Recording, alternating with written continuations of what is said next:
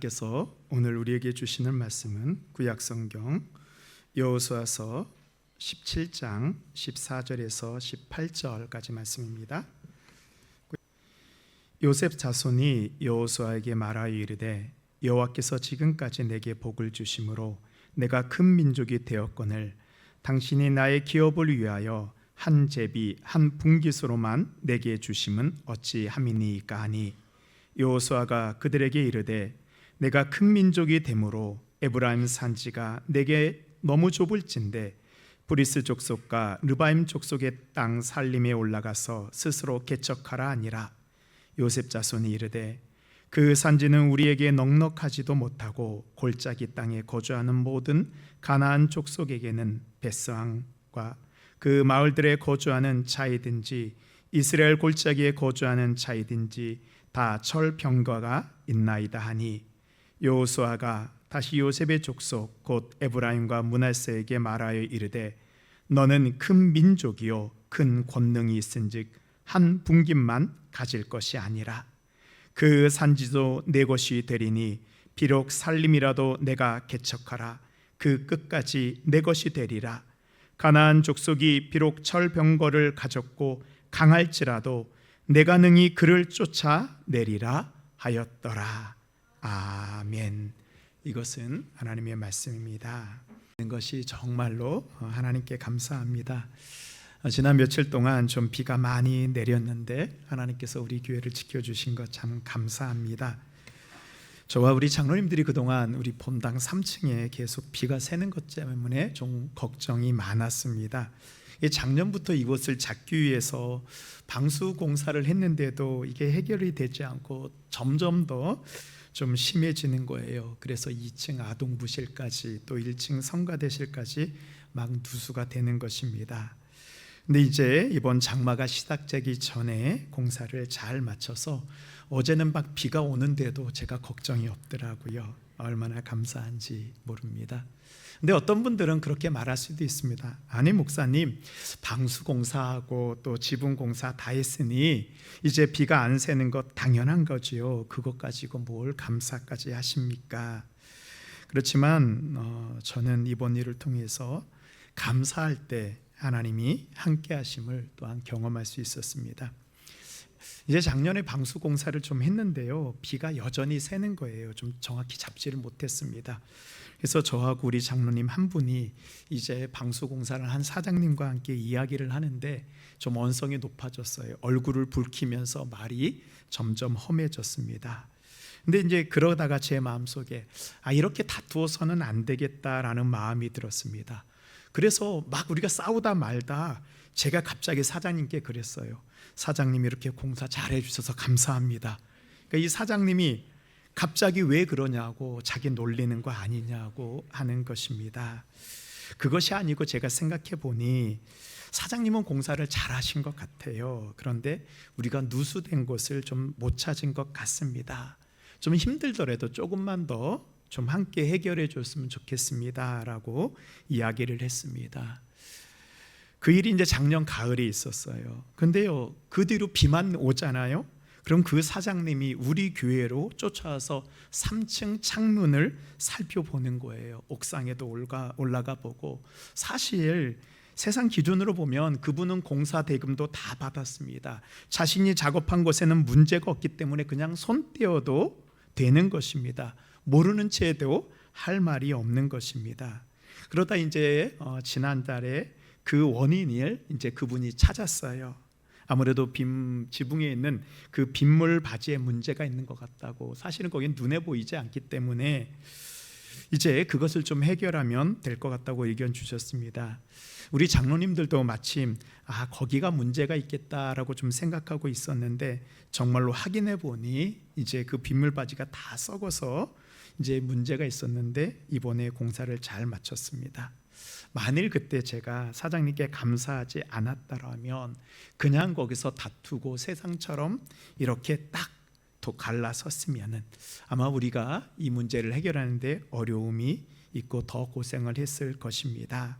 감사합니다라는 말 한마디가요 문제를 해결하게 됩니다. 감사하는 삶과 그렇지 않은 삶은 완전히 달라지게 됩니다.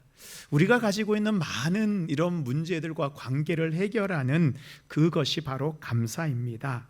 감사할 때 우리가 해결할 수 없는 많은 문제들이 사라지게 됩니다. 지금 여러분은 여러분들이 가지고 있는 그 문제로 인해서 여러분들의 마음과 입술에서 불평과 불만이 나오지 않습니까? 그것을 감사로 한번 바꾸어 보십시오. 우리가 어떨 때는요, 우리 가족을 봐도 마음에 들지 않을 때가 있습니다. 제가 보니까 우리 여성분들은 남편이 싫으면요, 남편이 밥을 맛있게 먹어도 그것 가지고 싸운대요. 왜 밥을 맛있게 먹냐고. 관계를 해결하고 가족을 바꾸는 힘은요, 바로 감사입니다. 왼수같이 보여도 볼 때마다 한 가지씩 감사해 보십시오. 남편을 보면서 감사하십시오. 아내를 보면서 감사하십시오. 자식들을 보면서 감사하십시오. 그리고 그 감사를 소리내어 표현해 보십시오. 감사는요, 우리 입으로 뱉게 되면 우리가 보지 못했던 것을 보게 하는 힘이 있습니다. 그 감사한다는 말을 듣잖아요. 그럼 그 말을 들은 사람이 변화되는 힘이 감사 속에 있습니다. 그래서 감사는 기적을 일으키게 됩니다. 예수님의 기적도 보면요, 감사로 예수님께서는 기적을 일으켰습니다. 예수님께서 어느 날 베세다 들판에서 말씀을 전하셨는데 너무 늦게까지 말씀을 전하셨어요. 저하고 비슷했던 것 같습니다. 이제 배고픈 5천 명의 사람들이 그 예수님의 눈앞에 그대로 있는 것입니다. 그때 예수님과 제자들이 가지고 있던 것은 보리떡 5개와 물고기 2마리 뿐이었습니다. 요한복음 6장 11절입니다. 예수께서 떡을 가져 축사하신 후에 앉아있는 자들에게 나눠주시고 물고기도 그렇게 그들의 원대로 주시니라. 여기서 예수님께서 떡을 가지고 축사하셨다라고 하실 때 그 축사라는 단어는요, 에카리스테오라는 그런 헬라어를 사용하고 있습니다. 이 말에는 축사한다, 축복한다라는 뜻과 함께 감사한다라는 뜻을 가지고 있습니다. 예수님께서는 비록 보리떡 5개와 물고기 2마리 뿐이었지만 하나님께 감사하였습니다. 감사하고 나자 5천 명이 배불리 먹고 12바구니가 남는 기적이 일어났습니다. 사도 바울이요, 빌립보 감옥에 갇혔을 때 바울은 밤에 잠을 자지 않고 하나님께 찬송하였습니다. 사도행전 16장 25절에 보면 한밤중에 바울과 실라가 기도하고 하나님을 찬송하며 제수들이 듣더라. 이에 갑자기 큰 지진이 나서 옥토가 움직이고 문이 다 열리며 모든 사람이 매인 것이 다 벗어진지라.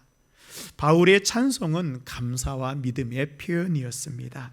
바울은 갇힌 것마저도 감사하자 옥문이 열리는 기적이 일어나게 됩니다. 저는 우리 새가족 교육을 할 때요, 이 시작하는 질문이 있습니다. 지난 한 주 동안 감사한 것을 한 가지 이야기해 주세요. 교육받는 것도 힘든데 감사한 것까지 찾으려고 하니 얼마나 제가 싫었을까요? 그런데요, 감사한 것을 억지로라도 찾잖아요. 그럼 하나님께서 그 억지로 찾은 감사를 통하여서 우리에게 진정한 감사를 허락하여 주시는 것입니다. 그래서 우리를 향한 하나님의 뜻이 바로 감사입니다. 데살로니가전서 5장 18절 말씀 우리 함께 읽도록 하겠습니다. 시작. 범사에 감사하라. 이것이 그리스도 예수 안에서 너희를 향하신 아멘. 지금 우리의 눈에 보이는 것을 보고 원망하는 것이 아니라 모든 일에 하나님께 감사하십시오. 하나님의 뜻 가운데 문제가 해결되는 기적이 일어날 것을 믿습니다. 오늘 말씀에 보면 우리는 하나님이 주신 것에 감사하지 못하고 불평하고 있는 한 무리의 사람들을 만나게 됩니다. 우리 지난 시간에 의해서 여호수아의 이 땅을 분배하는 말씀을 좀 더 살펴보도록 하겠습니다. 이제 이스라엘 백성들이 출애굽하여서 40년을 광야에서 헤매고 가나안 땅에 들어오게 됩니다. 얼마나 감격스러웠을까요? 이 이스라엘 백성들이 이 400년 전에요, 이 가나안에서 애굽으로 내려올 때 그 야곱의 12아들과 그 자녀들의 숫자가 74명이었습니다. 적은 수의 무리가 이제 내려왔지만 가나안 땅을 향하여서 출애굽할 때에는 성인 남성만 60만 명, 여자와 어린아이들까지 하면 200만 명이 넘는 큰 민족을 이루어 하나님께서 약속한 젖과 꿀이 흐르는 가나안 땅으로 이제 향하게 됩니다. 그런데 그 길이 쉽지 않습니다. 이 애굽에서 가나안까지 가는 여정은요, 원래대로 하면 3달 정도면 충분히 도착할 수 있는 그런 거리였습니다. 그러나 하나님의 말씀을 신뢰하지 못하고 불순종함으로 이스라엘 백성들은 40년 동안 광야에서 방황하고요, 출애굽 1세대들은 그 출애굽 60만 명은요 광야에서 다 죽게 되고, 이제 광야에서 태어난 그들의 자녀 출애굽 2세대가 가나안 땅에 들어가게 됩니다. 그런데 가나안 땅에 가보니 그것은 아브라함과 이삭과 야곱이 살 때의 그런 가나안이 아니었습니다. 거기에는 거인족 아낙 자손과 함께 철기 문명을 소유한 강력한 가나안의 7족속이 버티고 있었습니다. 이스라엘 백성들은 그들과의 전쟁을 통해서 마침내 가나안 땅을 정복을 하였지만 아직도 많은 부분을 정복하지 못하고 그대로 남겨둘 수밖에 없었습니다. 이때 힘든 전쟁이 끝나고 12지파에게 각자의 기업, 즉 살 땅을 나누어주는 기업 분배의 시간이 되었습니다.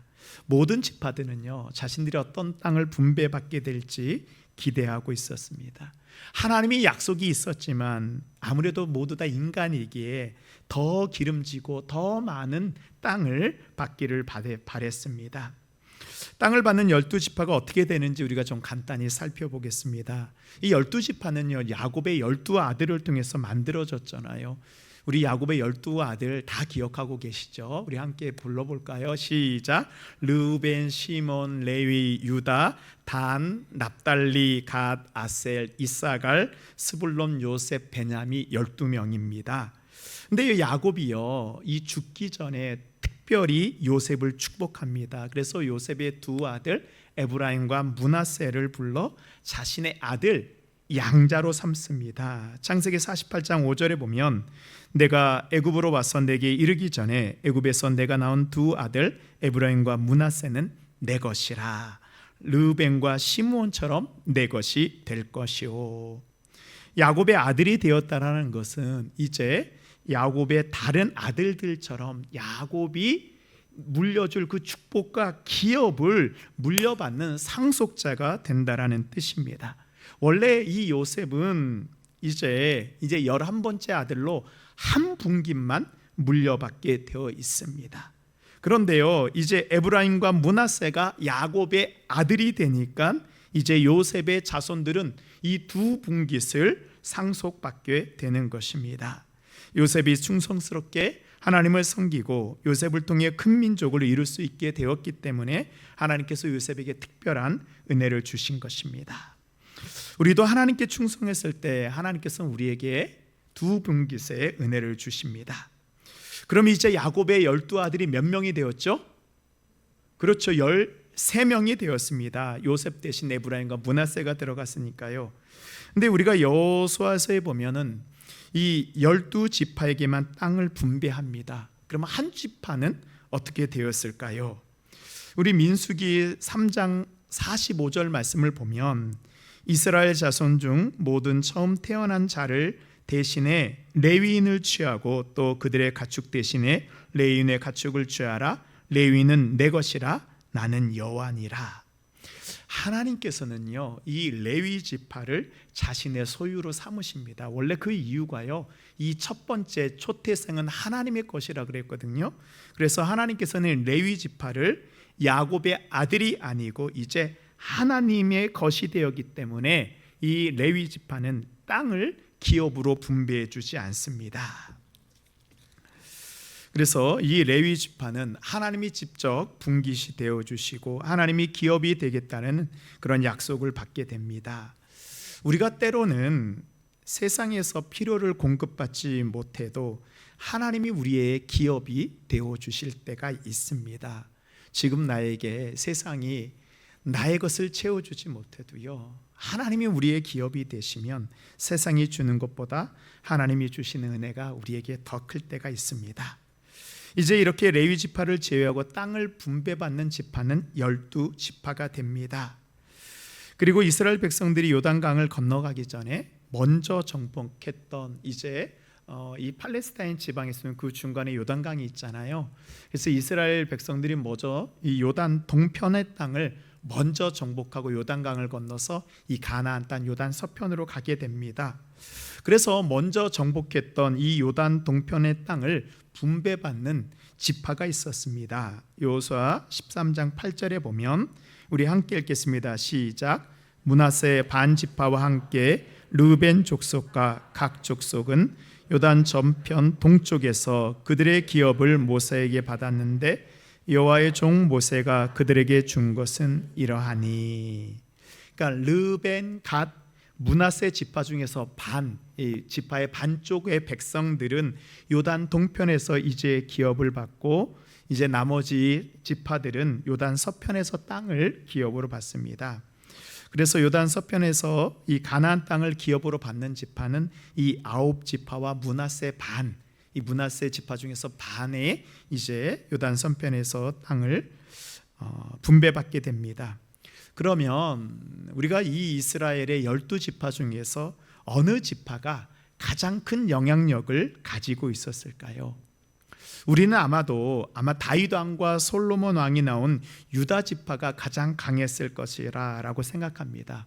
근데 유다 지파도 강했지만 이 출애굽부터 가나안 정복 전제까지 장자의 역할을 감당한 지파가 있었습니다. 바로 요셉 지파인 요셉의 자손인 에브라임과 므낫세 지파였습니다. 이 야곱이 이 요셉을 축복할 때요, 에브라임을 장자로 세우는 축복을 하게 됩니다. 그래서 이 에브라임 지파는요, 중요한 전쟁이 있을 때마다 늘 앞장서서 싸움을 담당했습니다. 모세를 이은 이스라엘의 지도자 여호수아도 바로 이 에브라임 지파 출신입니다. 이렇게 영향력이 있는 요셉 자손은 땅을 분배받을 때 이렇게 큰 민족을 이루고 가나안 정복 전쟁을 할 때 가장 열심히 싸우고 큰 공을 세운 것이 바로 우리 요셉 자손이니 우리의 분깃이 가장 크고 우리는 두 지파이니 두 분깃을 받을 것으로 기대했습니다. 근데 여호수아가 이 요셉 자손에게 땅을 어떻게 분배했죠? 오늘 말씀해 보니까 우리 14절 말씀 함께 읽도록 하겠습니다. 시작. 요셉 자손이 여호수아에게 말하여 이르되 여호와께서 지금까지 내게 복을 주심으로 내가 큰 민족이 되었거늘 한 분깃으로만 내게 주심은 어찌함이니까 하니. 아멘. 그러니까 여호수아가요, 이 요셉 자손들에게 한 제비 한 분깃만 줬어요. 원래는 두 분깃을 받기로 생각했는데 한 분깃만 받은 것입니다.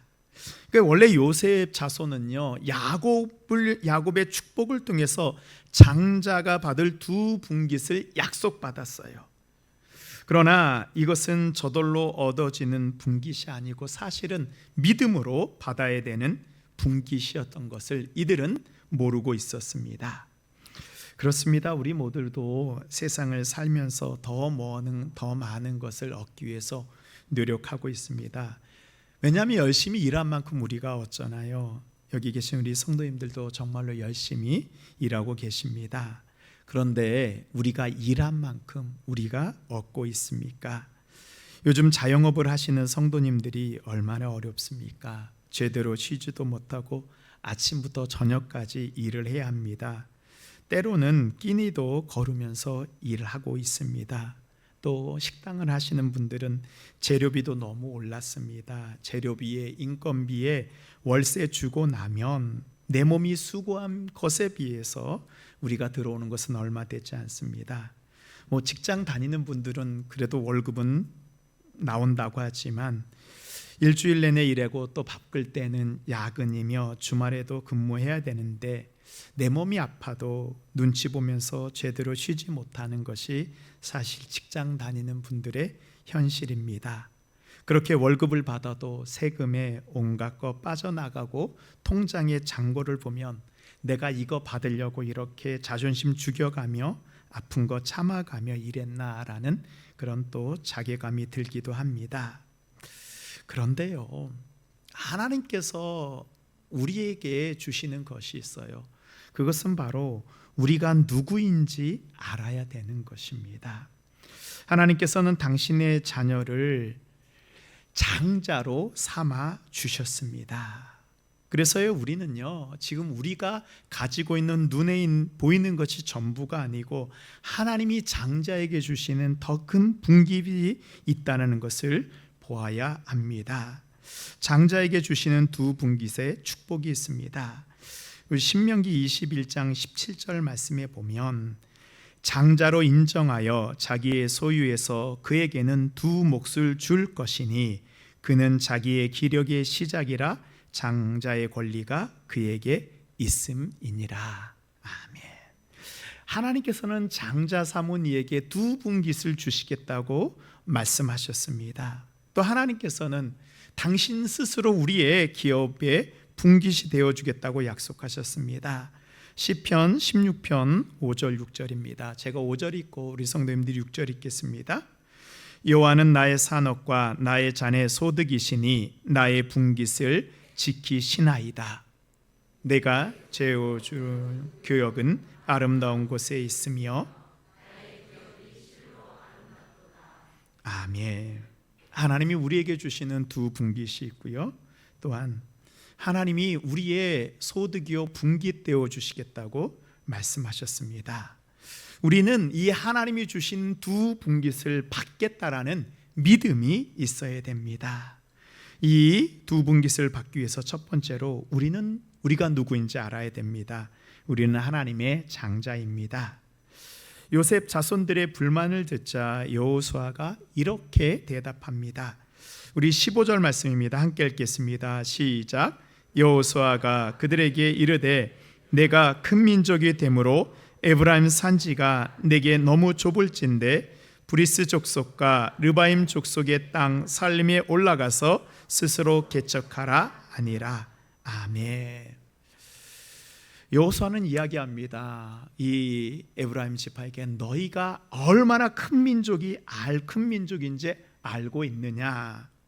숫자로 보더라도요, 이 요셉 자손은 이제 에브라임과 므낫세를 합치게 되는 요셉 자손은요 85,200명으로 가장 많은 그런 인구를 가지고 있습니다.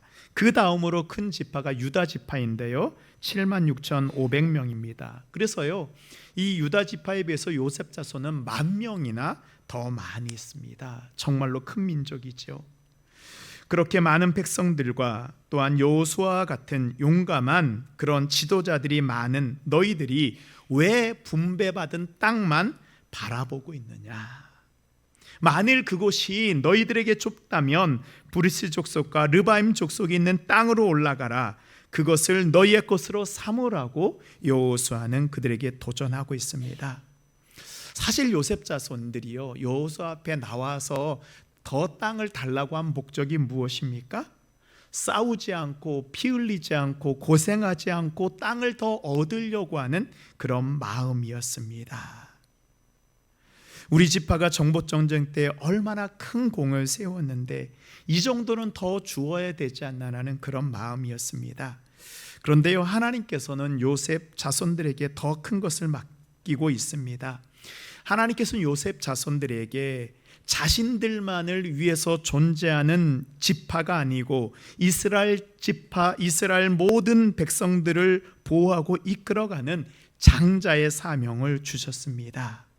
그래서 브리스 족속, 르바임 족속의 그 삶을 개척하고 이제 그들이 이스라엘 백성들을 괴롭히지 못하도록 보호하는 사명을 맡기고 있습니다.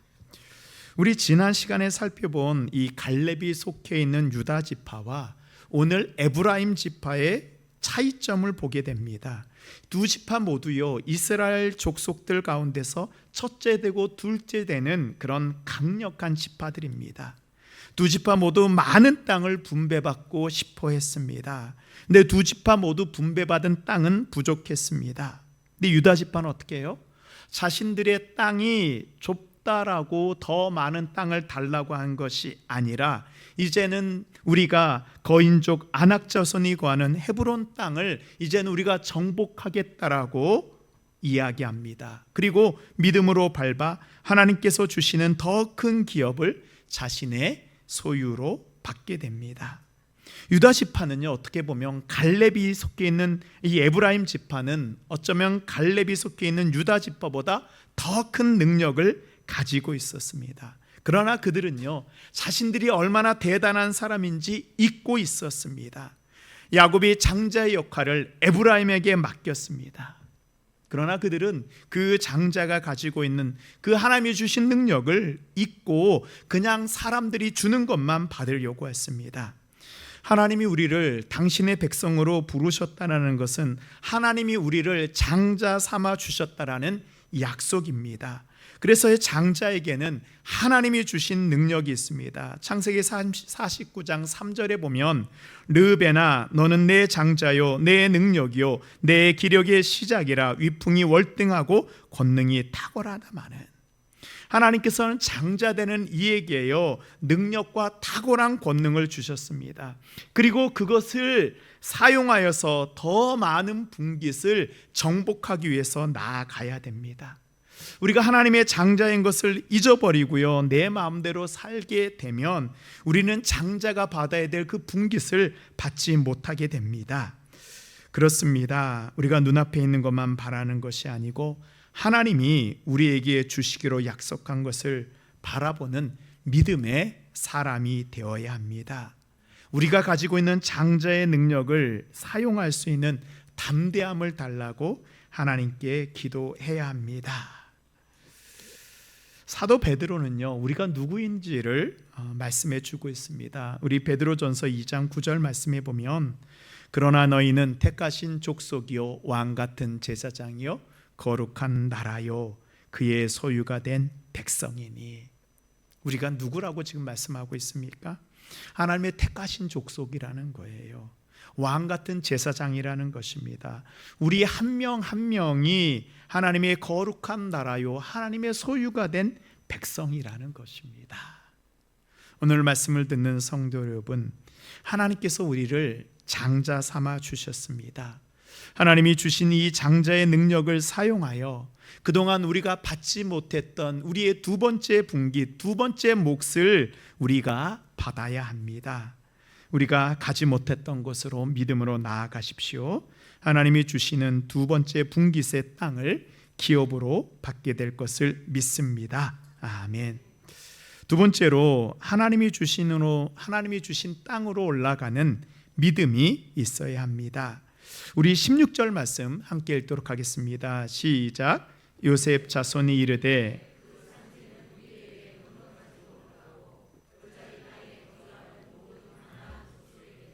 베스왕과 그 마을에 거주하는 자이든지 이스라엘 골짜기에 거주하는 자이든지 다 철병거가 있나이다 하니. 아멘. 이 요셉 자손은요 이제 여호수아한테 이 르바임과 이 브리스 산지에 대한 자신들의 생각을 이야기합니다. 산지는 개척하기 힘듭니다. 또 산지 옆에 있는 그 평지는 그곳에는 강력한 무기를 가진 가나안 족속들이 살고 있어서 우리가 그들의 싸움의 적수가 되지 못합니다. 요셉 자손은 핑계를 대면서 그곳으로 가는 것을 주저하고 있습니다. 두려워하고 있습니다. 주저하고 있는 요셉 자손에게 하나님이 말씀해 주십니다. 우리 18절 말씀 함께 읽겠습니다. 시작. 그 산지도 내 것이 되리니 비록 살림이라도 내가 개척하라. 그 끝까지 내 것이 되리라. 가나안 족속이 비록 철번개를 가졌고 강할지라도 내가 능히 그를 쫓아내리라 하였더라. 아멘. 여호수아는요 하나님이 당신들과 함께 하시면 능히 그것을 정복할 수 있는, 승리할 수 있다라는 그런 믿음을 주고 있습니다. 이것은요 요셉 자손들이 가지고 있는 능력으로 이기는 것이 아니고요 하나님이 너와 함께 하시면 내가 능히 그를 쫓아내리라라는 그런 믿음입니다. 하나님은 우리에게 믿음이 무엇인지 말씀해 주고 있습니다. 우리가 믿음이라고 할 때 믿음은 우리가 무엇을 할 수 있는 능력이라고 많이들 생각합니다. 근데 믿음은요, 능력이 아니에요. 내가 가지고 있는 능력이 아닙니다. 사도행전에 보면 이 초대교회가 큰 박해로 인해서 이제 무너질 것 같은 위험에 처하게 됩니다. 사도행전 12장 1절에 보면 그때 헤롯 왕이 손을 들어 교회 중에서 몇 사람을 해하려고 하여 요한의 형제 야고보를 칼로 죽이니 유대인들이 이 일을 기뻐하는 것을 보고 베드로도 잡으려 할 때는 무교절 기간이라. 이제 헤롯 왕이 이 초대교회의 지도자인 야고보를 죽였어요. 그리고 이제는 야고보를 죽이고 나서 그 다음에 베드로까지 죽이려고 합니다. 근데 딱 베드로를 잡았는데 그때가 무교절 기간이에요. 이 절기는 죄인이라고 해도 함부로 할 수 없는 그런 기간이었습니다. 그래서 헤롯 왕은요, 이제 절기가 끝나면 베드로를 죽이려고 하였습니다. 그래서 베드로를 감옥에 가둡니다. 헤롯은 혹시라도 절기가 끝나기 전에 무슨 일이 생길까봐 이 베드로 한 명을 지키기 위해서 군인 4명씩 4개 조를 만들어 가지고요, 감옥 문마다 이제 지키게 합니다. 그리고 베드로가 들어가 있는 그 감옥에는 2명의 군인을 따로 두고 이 2명의 군인 사이에 베드로를 두고 베드로와 군인들을 쇠사슬로 묶어놨습니다. 아마 헤롯의 직감이 있었던 것 같아요. 이 정도까지 해놓아야지 마음이 놓였던 것 같습니다. 베드로가 잡히니까 초대교회의 성도들은 어떻게 해요? 요한의 어머니 마리아의 집에 모여서 문을 닫고 다 같이 베드로를 구원해 달라고 기도하고 있었습니다. 그런데 우리가 이 사도행전을 잘 읽어보면 이들이 베드로를 구원해 달라고 기도하는데 이들의 기도 가운데에는 베드로가 풀려날 거라는 믿음이 없었던 것 같아요. 그냥 믿음이 없는데 기도했던 것 같습니다. 이제 베드로가 감옥에서 자고 있는데 천사가 베드로를 깨웁니다. 일어나 보니 군인 2명이 베드로 옆에 자고 있는 것입니다. 그래서 베드로는 천사를 따라가는데 이게 자기가 환상을 보는 건지 뭔지 구별하지 못하고 그냥 따라갑니다. 첫째 문이 열리고 그 옆에 있는 이 감옥문을 지키는 간수가 이 베드로를 보지 못합니다. 또 2번째 문을 열고 가는 데에도 간수와 군인들은 베드로를 보지 못합니다. 이제 감옥에서 나온 베드로는 자신을 위해서 기도해주고 있는 성도들이 있는 마리아의 집에 도착합니다. 정말 베드로가 가보니까요, 그 마리아의 집 안에서 많은 사람들이 모여서 베드로 자신을 위해서 기도하고 있는 거예요. 아마 그 기도 소리가 밖에도 들렸던 것 같습니다. 베드로가 막 문을 들입니다. 내가 왔다라고 얘기를 하니 그 소리를 듣고 로데라는 어린아이 하나가 나옵니다. 근데 베드로의 목소리를 듣고 이 아이가 너무 놀라서 문을 열어주지 않고 그냥 안으로 뛰어들어가 기도가 하고 있는 사람들에게 베드로가 왔습니다 소리를 쳤습니다. 그러자 베드로를 위해서 기도하는 사람들이 뭐라 그러나요? 로데, 내가 미쳤구나, 네가 귀신을 본 거라고 이야기를 합니다. 지금까지 이들은 베드로를 살려달라고 기도해서 그 기도대로 베드로가 살아나왔는데 이들은 그것을 믿지 못하는 것입니다. 이 모습을 보면서 우리가 깨닫는 게 있어요. 믿음이 없는 이들이 어떻게 기도했을까? 기도를 했지만 응답될 것이라는 믿음이 없이 어떻게 이들이 기도하고 있을까라는 것입니다. 그렇습니다. 이들은요, 기도할 때 베드로가 나올 것이라는, 베드로가 이렇게 감옥 밖으로 나올 것이라는 믿음은 없었습니다. 그렇지만 주님이 자신들과 함께 하신다는 그 믿음은 가지고 있었습니다. 그래서요, 주님이 함께 하신다는 그 믿음을 가지고 이들은 기도할 수 있었습니다. 우리가 때때로 기도할 때 우리에게 확신이 없을 때가 있어요. 내가 정말로 이렇게 기도한다고 이 기도가 응답될까라는 확신이 없을 때가 있어요. 나를 위해서 기도해 줄 사람이 없을 때가 있습니다. 확신이 없고 나를 위해서 기도해 줄 수 있는 함께 동역자도 없을 때 우리가 기도할 수 있는 이유는 한 가지입니다. 우리가 주님을 바라보면서 주님이 나와 함께 하신다는 그 믿음만 가지면 우리는 기도할 수 있습니다. 우리가 그 믿음만 가지고 있어도 그 믿음 안에서 기도하면 주님이 우리에게 응답하여 주십니다. 아멘. 그래서 예수님께서 마가복음 9장 23절에 이렇게 말씀하셨습니다. 예수께서 이르시되 할 수 있거든이 무슨 말이냐, 믿는 자에게는 능히 하지 못할 일이 없느니라 하시니. 아멘. 믿는 자에게 능치 못할 일이 없다라는 것은 우리가 능력이 있어서가 아니고요, 주님이 나와 함께 하신다는 그 믿음입니다. 사랑하는 성도 여러분, 우리에게 믿음이 있다는 것은 내가 무엇을 할 수 있다라는 능력이 아닙니다. 주님이 나와 함께 하신다는 것, 그것이 바로 믿음입니다. 주님의 능력이 우리에게 역사하신다는 것을 내가 신뢰하는 것이 믿음입니다. 그렇습니다. 주님이 우리와 함께 하신다는 믿음을 가지고 나아갈 때 우리가 능치 못할 일이 없을 것을 믿습니다. 아멘. 마지막으로 믿음으로 새로운 삶을 창조하십시오. 우리는 하나님께서 우리에게 주신 그 땅을 믿음으로 바라봅니다. 하나님께서는 지금 여러분들이 가지고 있는 그 한 분깃에 만족하며 살기를 원하지 않습니다. 이제 믿음으로 나아가 두 번째 분깃 받기를, 장자가 받아야 되는 두 번째 분깃 받기를 원하십니다. 우리 17장 18절 말씀 보면 그 산지도 내 것이 되리니 비록 살림이라도 내가 개척하라. 여호수아는 요셉 자손에게 비록 살림이라도 내가 그것을 개척하라 라고 말을 합니다. 이 개척이라는 말은요, 이 히브리어로 바라라는 그런 동사를 쓰고 있습니다. 근데 한번 우리 신앙생활을 하신 분들은 이 바라라는 동사를 들어보셨을 것입니다. 바로 창세기 1장 1절에 하나님께서 말씀하신 내용이 바로 이 바라입니다. 우리 창세기 1장 1절 함께 읽겠습니다. 시작. 하나님이 천지를 창조하시니라. 아멘. 하나님이 천지를 창조하셨다라고 할 때 이 창조가 바로 바라예요. 이렇게 읽을 수 있어요. 태초에 하나님이 천지를 개척하시니라. 이제 이해되시죠?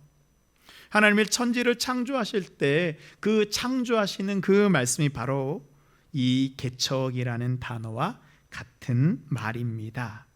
그렇습니다. 창조는 무에서 유를 만들어냅니다. 혼란 가운데 질서를 만들어냅니다. 죽음에서 생명을 만들어낸 것이 바로 창조입니다.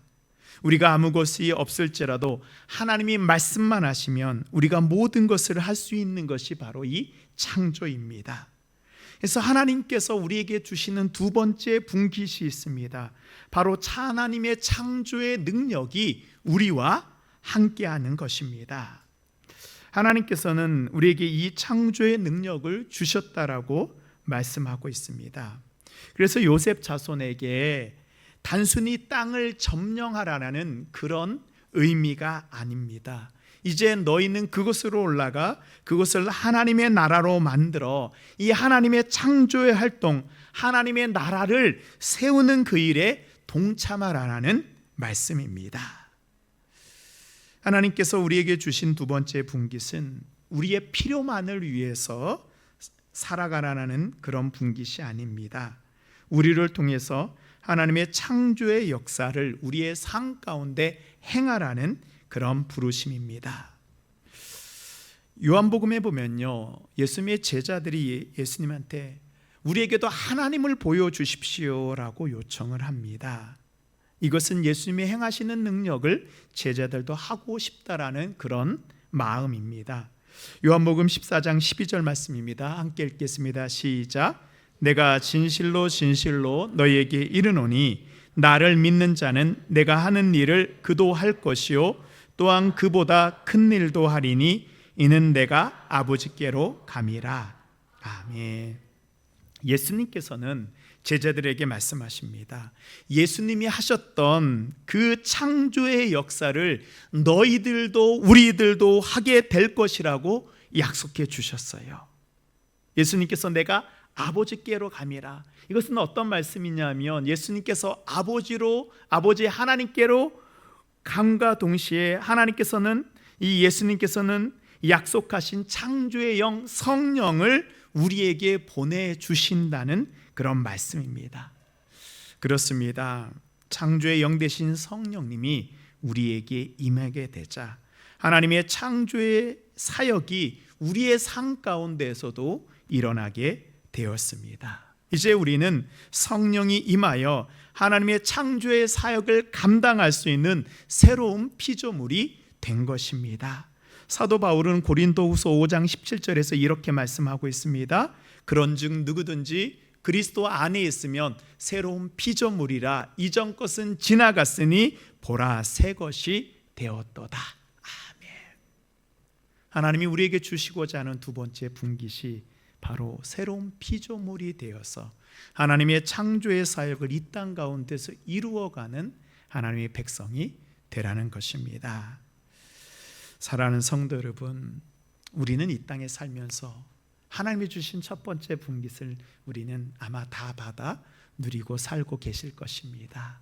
물론 그것이 때로는 좀 적을 수도 있고요, 때로는 그것이 힘들 수도 있습니다. 그런데요, 우리가 이 첫 번째 분깃에 만족하고 살아서는 안 됩니다. 이것은 이 땅에 살아가는 하나님이 우리에게 공급하여 주시는 것이고요, 이제 우리는 새로운 피조물이 되어서 이 땅을 하나님의 나라로 새롭게 변화시켜가는 이 두 번째 분깃을 소유한 새로운 피조물이 되어야 합니다. 그렇습니다. 우리가 받아야 되는 두 번째 분깃은 하나님의 창조의 능력, 그 개척의 능력, 그것이 우리 함께하는 것입니다. 오늘 말씀을 믿음으로 받으시기 바랍니다. 하나님이 그 새 창조의 능력이 우리의 가정을, 우리의 가족을 새롭게 창조하실 수 있습니다. 새롭게 만드실 수 있습니다. 하나님의 창조의 능력이 우리에게 임하시면 우리의 모든 질병을 하나님이 고치시고 회복하실 수 있습니다. 하나님의 이 창조의 능력이 우리에게 임하시면 우리의 모든 장벽과 우리가 해결할 수 없는 그 문제를 해결할 수 있는 것을 믿으시기 바랍니다. 아멘. 이제 우리는 두 번째 분깃을 받은 사람들입니다. 하나님의 창조의 능력으로 과거의 세상의 분깃에 얽매여 사는 육신의 삶이 아닌 하나님이 주신 새로운 삶을 살아가는, 하나님의 창조의 분깃을 누리며 살아가는 우리 모든 성도님들이 되시기를 바랍니다. 아멘.